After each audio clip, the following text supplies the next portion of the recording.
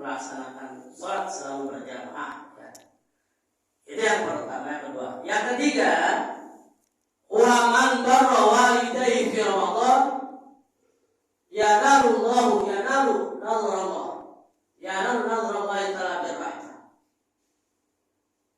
Yang ketiga, ini masih sejarahnya Anas bin Malik mensejarahkan hadis Rasulullah. Barang siapa yang berbuat baik terhadap kedua orang tuanya di Ramadan, di bulan suci Ramadan, maka akan memperoleh orang yang berbuat itu nazarullah ta'ala terhadap Allah Subhanahu wa ta'ala dipenuhi dengan rahmat. Artinya orang yang berbuat baik di bulan suci Ramadan khususnya untuk kedua orang tua, maka Allah memperlihatkan dengan rahmatnya terhadap orang yang berbuat baik. Jadi sering-seringlah di bulan suci Ramadan kita berkunjung terhadap kedua orang sambil bawa kue berbuka. Ada kayak gitu?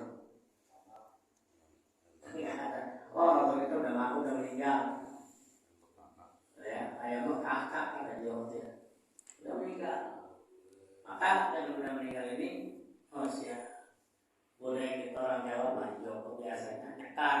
Nyekar itu dilaksanakan sebelum masuk Ramadan. Dari mana sejarahnya? Ziarah di bulan Sya'ban dengan Ramadan itu. Allah menghargai dengan datangnya bulan suci Ramadan orang-orang yang dapat azab kubur. Saya dengar hadis ya. Saya baca ini. Orang-orang yang dapat azab kubur disiksa bisa-bisa pada saat jelang Ramadan dapat dispensasi. Stop dulu.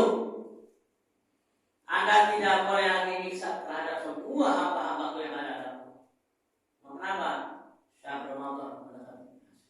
Kita hargai. Jadi selama satu bulan sebuah konotasi yang harus kita kenal. Berarti kesimpulan kalau kita berziarah, di situlah Allah mengizinkan terhadap para arwah mereka untuk hadir di pemakaman yang dia tempati atas kedatangannya para keluarganya untuk berziarah. Dari mana pemilihan saya menemukan dalam kitab namanya Arwah yang disusun oleh Ibnu Qayyim. Itu luas. Jadi Allah dengan kun fayakun, setiap umat Rasulullah hamba Allah diziarahi kepada muslim, diutus terus berdatang tempat pemakaman. Ini boleh makanya banyak versi orang pun. Nah, untuk itu kita ziarah yang kita ziarah itu kita berada bertatap muka seperti ini. Cuma kalau kita kan ziarah itu kemana-mana madepnya. Kita ziarah itu misalnya di berhadapan tatapan di Sima itu kalau dimakamkan biasanya miring kan, nggak terletak miring, kanan miring. Nah, ingatnya siapa yang terletak? Pak Janto. Si mayit itu kalau dimakamkan miring, miringnya kemana?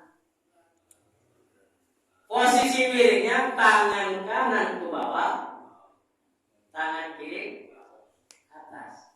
Jadi ziarah itu sunnahnya, perintahnya tatap muka. Jadi itu bukan di belakangnya dia, bukan di kakinya dia, bukan juga di kepalanya dia. Kalau memang tempatnya, jadi kita berada.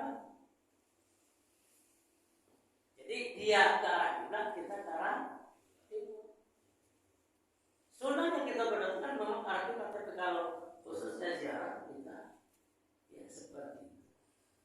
Kalau memang memungkinkan, ya. Hanya mungkin kalau saking padatnya mayat yang dimakamkan itu susah. Bahkan termasuk menginjaknya saja hukumnya haram kan. Tapi kalau dalam kondisi darurat boleh-boleh saja. Ya. Jadi tempat pemakaman itu yang diziarahi kita. Jangan sekali-kali kita boleh tahu tanpa ada alasan. Kalau ada alasan, misalnya kita mau ziarah harus melewati tempat ini, itu boleh saja. Tapi kalau tidak ada alasan, cuma numpang lewat saja, haram hukumnya. Lalu apalagi kita pakai sendal, pakai sepatu, ada najisnya, melewati tempat pemakaman. Bukan hanya masjid saja yang diharapkan, musola. Ada kotoran yang ada di kaki kita, sendal kita, ke tempat pemakaman juga haram, dosa. Firman Allah dalam hadis qudsi, "Annal mayyita yata'azza kama yata'azzal hayy." Firman Allah hadis qudsi. Sesungguhnya mayit ini punya rasa sakit seperti layaknya Anda sebagai orang yang masih hidup. Kenapa bisa sakit? Sakitnya karena mungkin diinjak, ada kotoran segala apa sampai dikencingin. Kan ada makam liar. Iya. Kencingin maksudnya. Buat duduk lagi jelek sama anak muda. Dulu kan ketakutan ya. Di tempat kemah. Sekarang buat duduk sebelum ngopi main gitar. Itu haram Pak.